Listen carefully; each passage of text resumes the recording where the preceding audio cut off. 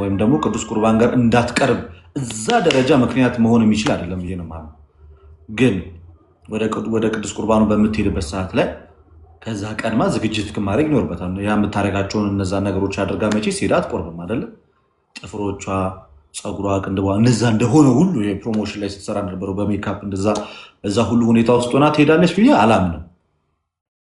እዛ ኃጢአት አይደለም እያደረገች ያለችው፣ ስራም እየሰራች ያለችው። እንግዲህ ይሄ የኔ ምክር ነው። ሞር ደግሞ ንስሐ አባት ሲይዙና በጋራ ሲመካከሩበት ደግሞ ንስሐ አባታቸው ደግሞ የሚነግሯቸው በዚህ መንገድ አድርጉት፣ እንዲያድርጉት፣ እንዲህ ስለሆነ እንዲያርጉት የሚሏቸው በርካታ ነገር ደግሞ ይኖራል። ግን እንደኔ መቅደም ያለበት መጀመሪያ ትምህርቱን መማር አለባቸው። ወደ ቤተክርስቲያን መመላለስ አለባቸው። እንደዛ ካደረገች በኋላ ከንስሐ አባቷ ጋር መነጋገር እና ጋብቻቸውን በቤተክርስቲያን አድርገው ቀጣይ ህይወታቸውን ደግሞ እንዴት ማሳመር እንዳለባቸው ንስሐ አባታቸው ራሳቸው ይወስናሉ። ግን ለእኔ የምትሰራው ስራ ይህን ያህል የአንዲትን ነፍስ ከቅዱስ ቁርባን የሚያርቅ ነው ብዬ ያላምነው። ብዙዎቻችን እኮ ፐርፌክት ሆነን እኮ ቁርባን ጋር እኮ ቀርበን አናውቅም። ብዙዎቻችን ብዙ አይነት ስራ ውስጥ እኮ ነው የምንኖረው። ብዙ አይነት የስራ አጋጣሚ ያለና ፐርፌክት ሙሉ ሆኖ ወደ ቁርባን መቅረብ የሚችል የለም፣ አቅሙም የለንም እንደዛ ይሆን። እኛ ራሳችን እንሞክራለን። ሌላውን እኮ ራሱ የሚሞላው እኮ ራሱ የጌታ ስጋና ደም እኮ። ግን ወደ መቅደሱ ስንገባ ነጭ ልብስ ለብሰን የንስሐ ህይወት ኖሮን ታጥበን ሰውነታችንን ንጹህ አድርገን ውስጣዊ ውጫዊ ነገራችንን በምንችለው መንገድ አንጽተን መቅረብ ይጠበቅብናል። እና የኔ መልስ ለእንደዚህ አይነት ሰዎች በእንደዚህ አይነት ምክንያት ከቅዱስ ቁርባን ለመራቅ ያሰባችሁ ሰዎች ተው፣ ቅረቡ ነው የምላቸው። ቅረቡ። ምክንያት አይሆንም። ያን ያህል ከቁርባን የሚያርቅ ምክንያት አይደለም ስራችሁ።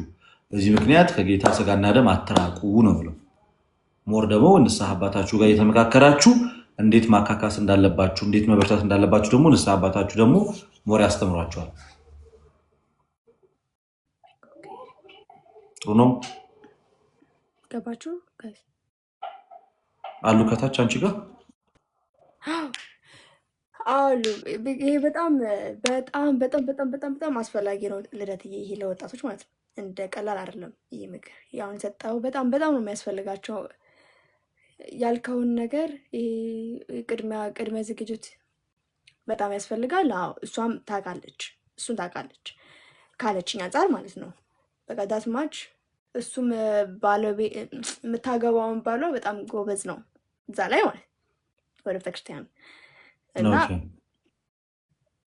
በቃ እሷ ያሳስባል። በቃ ይሄ ለሌሎቹ እዚህ ላሉት ትክክለኛ በጣም ትልቅ ትምህርት ነው። እሷ ያሳሰባት በቃ ከስጋው ደግሞ በኋላ ያለውን ምን ብለው ያስባሉ። በጣም ብዙ ሰው የሚያስበው እና በጣም እንደዚህ ያን ነገር በቃ ስጋው ደግሞ መቅረብ በጣም የሚያስፈራቸው ይሄ ምንድነው የሚያስቡት? ልክ ስጋው ደሙን ከወሰዱ በኋላ አንድ እንትን ልበልልሽ፣ የሆነች አስቸኳይ ጥያቄ አይቼ ይቅርታ አለብን ብለው ስላሰቡ ያፍራቻ አለባቸው እና እሷም ያን መሰለኝ ልትል የፈለገችው ስራዬን እንዴት አስኬዳለሁ ካለም መራቅ አለብኝ፣ ግን አያስርቅም ስራዬ ነው። እሱ ደግሞ አያስርቅም። ከታች ምንም ኮመንት አየው ምንድነው? እሱ ዲያቆን ነው፣ ድንግል ያልሆነች ሴት ማግባት ይችላል ወይስ አይችልም? ማግባት ይችላል፣ በድቁናው መቀጠል አይችልም እንጂ ማግባት ማንም አይከለክልም። ክርስቲያን ለመጋባት የመጀመሪያው መስፈርት ክርስቲያን መሆን፣ መዋደድ፣ መፋቀር ነው እንጂ ድንግልና የመጀመሪያው መስፈርት አይደለም ለጋብቻ ማለት። ቢሆኑ ጥሩ ነው፣ ቢሆኑ ጥሩ ነው። ዲያቆኑ ድንግል ያልሆነችን ሴት ማግባት ቢፈልግ ማግባት ይችላል። ግን በድቁናው በክህነቱ ግን አይቀጥልም። በድቁናውና በክህነቱ ግን መቀጠል አይችልም። በድቁናው መቀጠል አይችልም። ምእመን ሆኖ ወይም ደግሞ ይሄ የቅኔ ማህሌት አገልጋይ ሆኖ ባለው እውቀቱ በሌላ ዘርፍ ሊሆን ይችላል፣ በዝማሬ ሊሆን ይችላል፣ በትምህርት ሊሆን ይችላል፣ በተለያየ አይነት መንገድ ሊቀጥል ይችላል። ግን ቤተ መቅደስ ገብቶ የጌታን ደም ለህዝቡ ድጋሚ ማቀበል አይችልም። ኧረ አይቻልም አትበሉ እናንተ አንዳንድ ሰዎች። እንደው ከየት ነው የምታመጡት ይህንን እውቀት? ጥያቄ ካላችሁ ጻፉ። ሳይወጣ ልደትን እድሉን ተጠቀሙ። ኧረ ዝም የማይሆን ወሬ አታውሩ። እሺ ሁሉም አይቻልም ነው የሚለው። እንደዛ ነው። ይቻላል፣ ግን በድቁናው አይቀጥልም ነው። ዲያቆኑ በድቁናው መቀጠል አይችልም እንጂ አግብቶ መኖር ይችላል። ኃጢአትም ነውር ራሱ አይደለም። ድንግል ብትሆን ይቀጥላል ድቁና። ድንግል ብትሆንስ ይቀጥላል? ይቀጥላል። ወደ ክህነቱ ከፍ ይላል። አዎ ይቀጥላል። በድቁና ያገለግላል። ከዛ ካህን መሆን ይችላል ምናምን ይቀጥላል። ገባኝ። አቤት አቤት፣ ስንት ነው አናውቅም ጋይ ዝም ብለን ነው የምንገምተው። እሺ በቃ ግን ኃጢአት አይደለም በደልም አይደለም። አንዳንድ ሰው እንደ ነውር አድርጎ ሊያዩ ይችላል። እንደ ኃጢአት ነው፣ ኃጢአት አይደለም በደልም አይደለም። እግዚአብሔር ሰዎች ተጋብተው እንዲኖሩ መልካም ፈቃዱ።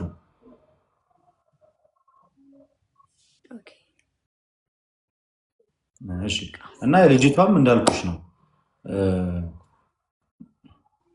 ወደ ቤተክርስቲያን ወደ ስጋ ወደ ሙም ስትቀርብም ምንም እሺ በቃ ያን ኦልሬዲ እኔ ያስተላልፋለሁ። የሰሙ ሰምተዋል። ለእሷ ግን እኔ በውስጥ ስለሆነ የምታወራኝ ለእሷ ይሄን አደርሳለሁኝ።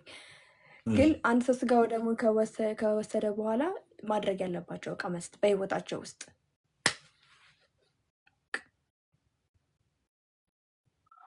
ስጋ ወደ ሙም ከወሰዱ በኋላ ድጋሚ ስጋ ወደ ሙም መውሰድ ድጋሚ ስጋ ወደ ሙም መውሰድ ድጋሚ መውሰድ አንደኛው። ሌላኛው ደግሞ ከድፍረት ኃጢአቶች መራቅ፣ ማስቀደስ፣ የጸሎት ህይወት፣ የቅዳሴ ህይወት፣ የጾም እንደዚህ ክርስቲያናዊ ህይወቶች ላይ ጠንካራ መሆን እና ከቅዱስ ቁርባን አለመራቅ፣ በጣም ወደ ቅዱስ ቁርባን ሞር መጠጋት፣ ረጅም ጊዜ አንዴ ቆርቤ ከዚህ በኋላ አልቆርብም ማለት በተቻለ አቅም ያው መቼስ ሰው ደካማ ነው። ቆርቦን በኃጢአት ሊወድቅ ይችላል፣ በኃጢአት ሊፈተን ይችላል። በህይወቱ ብዙ ነገር ሊያጋጥሙት ይችላሉ። ቆርብ ያለውና ከዚህ በኋላ ኃጢአት አልሰራም የሚል ሜንታሊቲ አይኖረንም። በኃጢአት ልንወድቅ እንችላለን። ግን ድጋሚ ከንስሐ አባታችን ጋር እየተመካከርን ወደዛው ቅዱስ ቁርባን መቅረብ፣ ከቆረቡ በኋላ ከቁርባን የማያስርቅ ህይወትን መኖር ያስፈልጋል። መደረግ የሌለባቸው ነገሮች የልምድ ኃጢአት፣ ሰው በባህሪው ደጋግሞ የሚሰራቸው የልምድ ኃጢአቶች ካሉ ከነዛ ራሱን ማግለል። በተለይ የተጋቡ ሰዎች ከሆኑ ባልና ሚስቶች ከሆኑ ቆርቦ ከሆነ የተጋቡት የቁርባን ህይወታቸውን በደንብ ማስቀጠል፣ የጋራ የጸሎት ህይወት ያስፈልጋቸዋል። ማድረግ ያለባቸው የጋራ የጸሎት ህይወት፣ አንድ ላይ ማስቀደስ፣ ጾም፣ ጸሎት፣ እነዚህን ነገሮች በየጊዜው ማበረታታት አለባቸው። ከጸብ፣ ከክርክር፣ ከጭቅጭቅ እየራቁ ከቤተክርስቲያን ሳይርቁ ከቅዱስ ሚስጥሩ ሳይርቁ መኖር አለባቸው። የዛን ሰዓት በጣም ሰላማቸው እየበዛ ይመጣል። ሌሎችም ደግሞ ሳያገቡ እንደዚህ የቅዱስ ቁርባን ህይወት የሚኖሩ ሰዎች ከቆረቡ በኋላ ድጋሚ በኃጢአት ቢወድቁ ድጋሚ እነሱና ንስሐ ይገባሉ። ከዛ ንስሐ ከገቡ በኋላ ወደ ቅዱስ ቁርባን በተቻላቸው አቅም ደግሞ ከኃጢአት የመራቅ እግዚአብሔር ጸጋውን እንዲያበዛላቸው ጾም፣ ጸሎት፣ ቅዳሴውን እየተሳተፉ በመውደቅ በመነሳት ውስጥ ራሳቸውን እያጸኑ ከክርስቶስ ጋር የተጣበቁ መኖር ይኖርባቸዋል። የሆነ የቸልተኝነት ህይወት ምናምን ነገር ሊኖር አይገባም።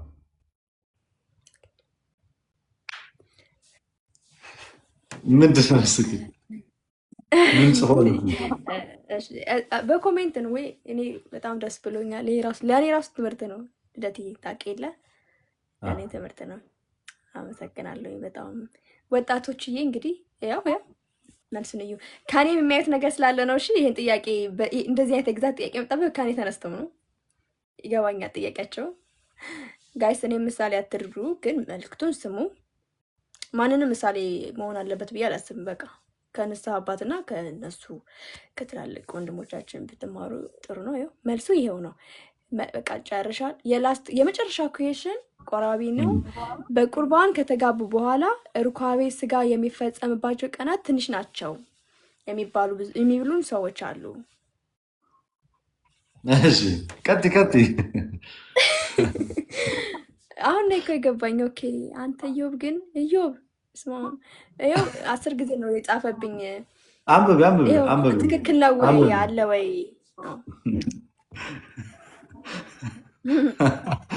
ሩካቤ ስጋ አንተ ኢዮብ እና ታዲያ ማለት ከሰኞ እስከ ሰኞ ይሁንልህ የኔ ወንድም።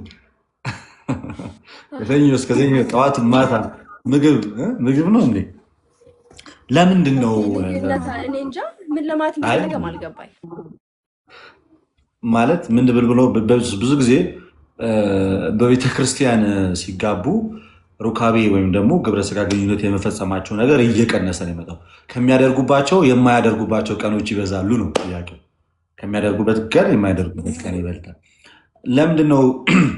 እውነቱን ለመናገር ባላንስ ነው። ያን ያህል ታፍናችሁ ተጋብታችኋል። እንግዲህ የሚስትህ አካል ያንተ ነው፣ የአንተ አካል የሚስት ነው። ሚስትህ በስጋዋ ላይ ስልጣን የላትም፣ አንተም በስጋ ላይ ስልጣን የለህም። ስልጣን የባል ነው፣ ስልጣን የሚስት ነው። ስለዚህ አንድ አካል ሆናችኋል።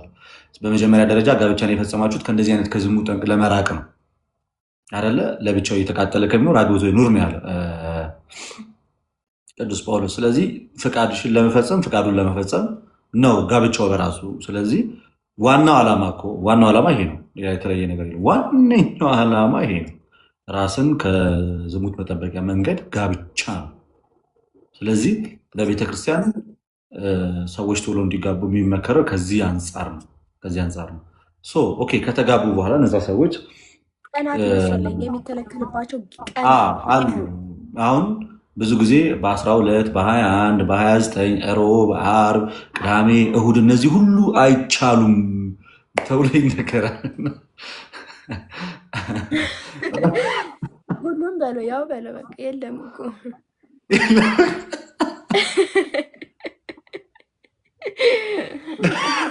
ባለቤትሽ ምን እንደሚጽፍ ብታየው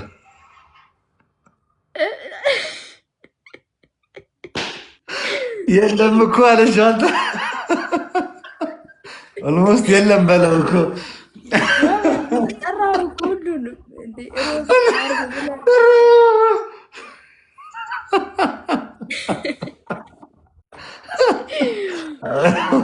ኧረ እባክህ እና ባጭሩ ማለት ነው አብዛኛው ጊዜ ታውቂያለሽ 361 ቀን አለ። ኦልሞስት 280 ምናምን ቀኑ ጾም ነው በቤተክርስቲያናችን።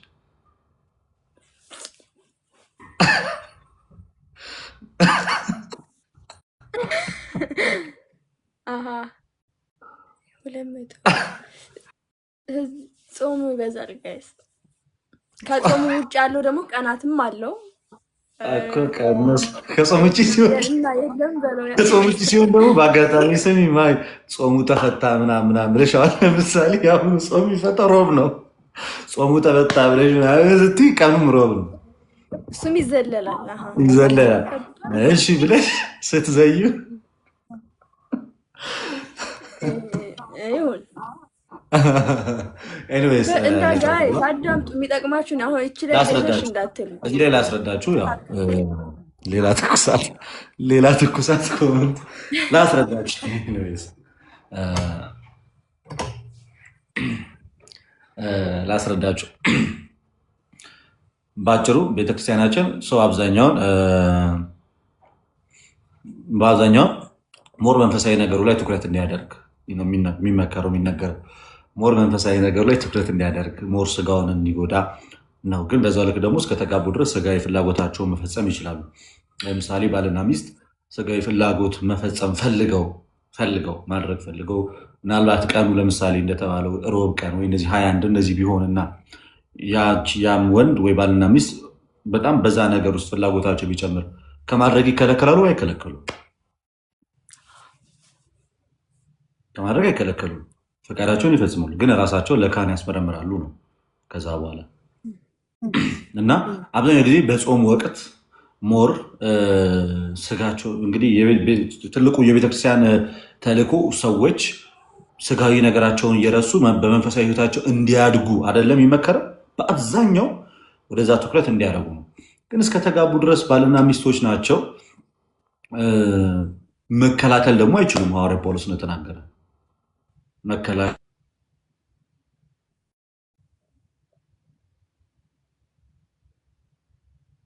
ሚስትን መከልከል አትችልም፣ ባልን መከልከል አይችልም። ለምን? ወደ ቅዳሴ እየሄደ አይሆንም ሰውየው።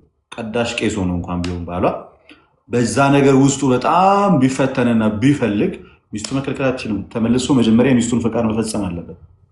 በዚህ አጋጣሚ ቅዳሴ ሁሉ ሊቀር ይችላል። ስለዚህ ይህን ያህል ስትሪክት ናት ቤተክርስቲያን። ሞር ራሳችሁን ግዙ ነው። እንዲህ ሰኞ፣ ማክሰኞ፣ እሮብ፣ ሐሙስ ጌታ ይርዳን አላለችም። ሁሉም ተጨንቀዋል። እዚህም እንደዚህ እየተጨነቃችሁ አእምሯችሁን እያስጨነቃችሁ ዛሬ 21 ነው፣ ነገ 22 ነው፣ ነገ 23 ነው፣ ሚካኤል ነው፣ ገብርኤል ነው፣ ራይል እያለች በጣም ጭንቅ ብላችሁ ለዛ ነገር ትኩረት ሰጥታችሁ እንድትሆኑ አይደለም የሚፈለገው። በጾም በጸሎት በርቱ፣ ጽኑ። ባልና ሚስቶች ናችሁ፣ ግን ስጋዊ ፍላጎታችሁ ባየለና ፍቃድ መፈጸም ባለባችሁ ሰዓት ላይ ፍቃዳችሁን ፈጽሙ። በእርግጥ በሰንበት ጊዜ ሞር በሰንበት ጊዜ የሚከለከለው ከቅዳሴ እንዳትቀሩ። ሌላ ዋነኛው ምክንያት ለምሳሌ ቅዳሜ ደግሞ አብዛኛው የሚደረግበት ቀን ቅዳሜ ነው መሰለኝ። ቅዳሜ ላይ ሰው ቅዳሜ ደውጭ ብዙ አጋጣሚ ይሰናከል። ቅዳሜ ሰዎች እንደዚህ አይነት ነገር እንዳያደርጉ የሚከለከለው በዋነኝነት ቀጣይ እሑድ ስለሆነ ሰንበት ሄደው እንዲያስቀድሱ፣ እንዲቆርቡ፣ ልጅም ካላቸው እንዲያስቆርቡ፣ እነሱ እንዲቆርቡ። ምክንያቱም ስጋዊ ፈቃዳቸውን ከፈጸሙ ያው በዕለቱ ወደ ቤተክርስቲያን ውስጥ መቅደስ ውስጥ መግባት አይችሉም። ቤተክርስቲያን መሄድ ይችላል፣ መቅደስ ውስጥ ግን መግባት ስለማይችሉ ከዛ አንጻር ያንን ነገር እንዲያደርጉ ይመከራል። ሌላኛው ግን አውቃችሁ በቸልተኝነት በግድየለሽነት ዝም ብሎ በተገኘው ቁጥር ያን ማድረግ ምናምን አግባብ አይደለም። ግን ስቲል ባልና ሚስቶች እስከሆኑ ድረስ መከላከል አይኖርባቸው። ወንዱም ወደ ሌላ ሴቷም ወደ ሌላ ማየት ስለሌለባቸው መደሰት ባለባቸው ልክ እንዲደሰቱ ያዛል። ምክንያቱም የጋራ ደስታቸው የጋራ ፍላጎታቸው ስለሆነ። ቅዳሜ ሳልቆርብስ ይፈቀዳል ወይ አለ ከታች። አብዛኛው ሰው ቅዳሴ ሄደ ቤተመቅደስ ውስጥ ማስቀደስ አለብህ፣ ከቅዳሴ ጸበል መጠጣት አለብህ። ቅዳሜና እሑድ ላይ ሞር ይሄ ነገር የሚከለከለው ከዚህ አንጻር ነው። ቅዳሜና እሑድ ላይ ተከልክሎ ደግሞ አርብም ደግሞ የጾም ቀን ስለሆነ ተብሎ ደግሞ ይከለከላል። ሐሙስ ነው ያለ ቀን ያባት ጻፍ ነው እኮ እዚህ ጋር እኮ ሰኞ፣ ማክሰኞ፣ ሐሙስ ብቻ ብለን ወይም ሰኞ ሌሊት ብለነዋል። ምን ቢሆን ጥሩ ነው? ምን ቢሆን ጥሩ ነው? ባልና ሚስቶች በቤተክርስቲያን ተጋቡልሽ እና ይሄ ቀልድ ነው። አደራችሁ በሰማይ በምድር ይዣችኋል። ይሄ ቀልድ ነው። በቤተክርስቲያን ምናምን ተጋቡና እዛ ያው ሲነገራቸው የመጨረሻ ፊደላቸው ላይ ኞ ያለበት ላይ ብቻ ነው ፈቃዳችሁ መፈጸም ያለባችሁ ተባሉ እና ያ ማለት ሰኞ፣ ማክሰኞ የመጨረሻ ፊደል ኞ ያለችባት ላይ ብቻ ነው ማድረግ የምትችሉት፣ ከዛ ውጭ አይቻልም ምናምን ተባሉ። ከዛ በቃ በዛ ህግ መሰረት ምናምን ሄዱና የሆነ ሰዓት ላይ አልቻሉ። ከዛ አርብ ቀን ላይ ባልየው በቃ ፈተነውና አርብ ነው ቀኑ። በጣም ሲፈትነው ይህ ፍቅር ዛሬ ቀኑ ምንድን ነው ብሎ ይጠይቃታል። አርበኛው ነው መሰለኝ አለች። የተፈቀደ በዚህ ካልቀጠልን አይሆንም። የተረዳሁት ዘዴ ነው እየዘየድክ የነበረው የራሱ አርበኛው ደስ ይላል። አርበኞች ቀን ነው የአርበኞች ቀን ሳይሆንም እና ብዙ አትጨናነቁበት ጋይዝ። እንዲህ በስመ አብ ምን ሆናችሁ ነው?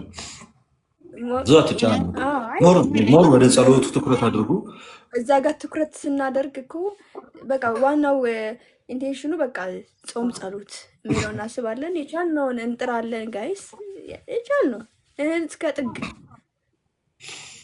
ወደ ጸሎት በርቱ። ወደ ጾም ጸሎት ባይዜ ጾም ጸሎቱ ለምሳሌ ሲበላ ሲጠጣ እኮ ነው እንደዚህ አይነት ፍላጎት ማለት ሞር የሚፈታተነው ሰው ሲበላ ሲጠጣ ነው። ቤተክርስቲያናችን ደግሞ ሞር ራስን መግዛት ላይ ነው የምታስተምረው፣ ራስን መግዛት ላይ ነው እና ጾም ጸሎቱ በራሱ ድካም አለው። እንደዚህ አይነት ነገር እንድታስቢ ራሱ አያደርግም። ሌላኛው በዓለ ሃምሳ አለላችሁ። ሰኞ፣ ማክሰኞ፣ ሮብ፣ ሐሙስ፣ ዓርብ የለም ከቅዳሜና ከእሑድ ውጭ በዓለ ሃምሳ ቀን እና ያን ያህል ከባድም ነገር አይደለም። ያን ያህል ከባድ ነገርም አይደለም፣ ፈታኝም አይደለም። ሞር ትኩረታችሁ ስጋዊ ነገር ላይ ከሆነ ፈታኝ ሊሆን ይችላል። ሞር ትኩረታችሁ ስጋዊ ነገር ላይ ፌቡ የቆይ በኮመንት ሊጠይቁ ስለሚችሉ ቆይ ሞር ትኩረታችን ስጋዊ ነገር ላይ በቃ ይሄ ነገር እንዴት ይሆናል የተቋቋማል የሚል ነገር ከሆነ ያስቸግራል። ግን ሞር በቃ መንፈሳዊ ነገር ላይ አላማ ካደረግ ሞር ወደ ጸሎቱ፣ ወደ ስግደቱ፣ ወደ ማስቀደሱ ወደዛ ምናምን ነገር ወጣት ነህ፣ በእርግጥ በጣም ሊያስቸግር ይችል ይሆናል። ግን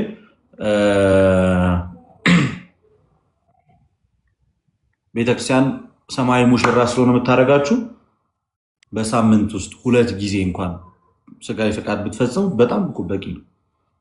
የማትኖረውን ህይወት ነው ወይ የምትናገራት? እኔ ገና አልኖርኩም። ያው ወደፊት ስጀምር ነግራችኋለሁ። ጊዜ በቂና በቂ ነው። በቂ ነው እንዴ? በቂ ነው። ከሰኞ ወደ ማክሰኞ እና ከእሮብ ወደ ሐሙስ አበቃም። በሳምንት ሰኞም አለ ማክሰኞም አለ አይደል? ኧረ አይበቃም ማለት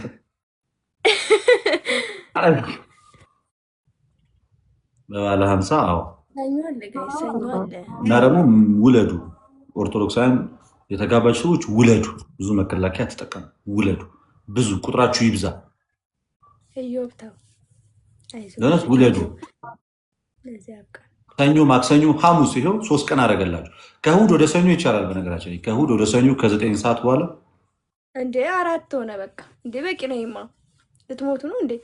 በቃ ከእሑድ ወደ ሰኞ፣ ከሰኞ ወደ ማክሰኞ። ቃል ካልሰማሽ እኔ ምን ላድርግ ታዲያ? አብራርቼ እኮ ነው የመለስኩልህ።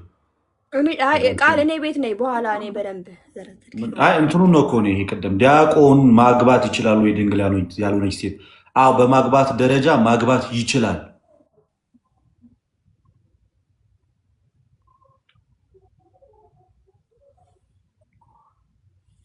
በማግባት ደረጃ ማግባት ይችላል፣ ግን በድቁናው ግን አይቀጥልም። ከቻላችሁ እንደኛ ጸንታችሁ ሳትገናኙ ኑሩ ይላል። አሜኒክ እውነት ነው። አንተ እኮ ተራርቀህ ነው እንጂ አንተ እኮ ርቆብህ ነው። ያባል አንተ እኮ ርቆብህ ነው። ወደህ ነው እንዴ? አይደል ማይ እንዴ መጥቼ ነበር እኮ ቆየሻል። ከመጣ መቼ መጣሽ? ኧረ አሁን ከመጣሁ አሁንማ ከትዳሬ በኋላማ በፊቴ ነው። ከትዳሬ በፊት ሳንጋባ እኮ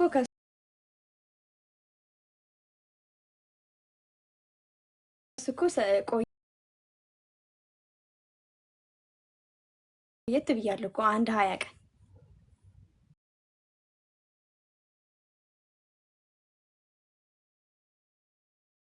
እዚህ ምንም ሳትጋባም ምንም አላደረግንም። አብረንም ሆነን ከመጋባታችሁ በፊት የመጣች ሰዓት በኋላም ግን ቀን እየቆጠርን ነው። በህጉ መሰረት ይቻላል ጋይስ፣ ይቻላል። ዘጋችሁት። ከዛ ያመጡ እንደሚቻል ነው እኔ ለመናገር የፈለኩት። ቀላል ነው፣ ለዛ ያብቃችሁ እንጂ ቀላል ነው። አይዟችሁ፣ አይዟችሁ። እሱ አያሳስባል። ያ ይቻላል። ይሄ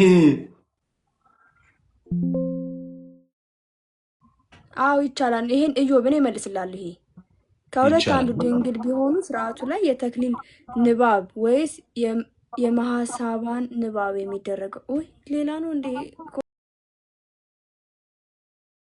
እንትኑ መስሎኝ።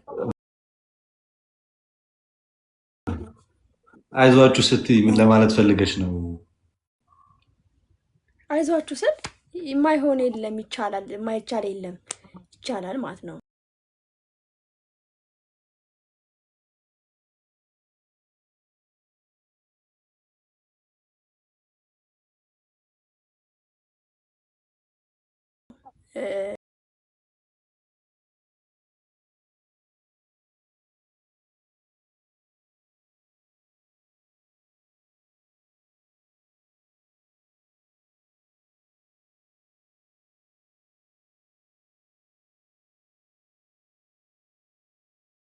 እንዳይደረጋል ከሁለት አንዱ ለሆኑት ግን በዋነኝነት ጸሎቱ እኮ የቅዱስ ቁርባን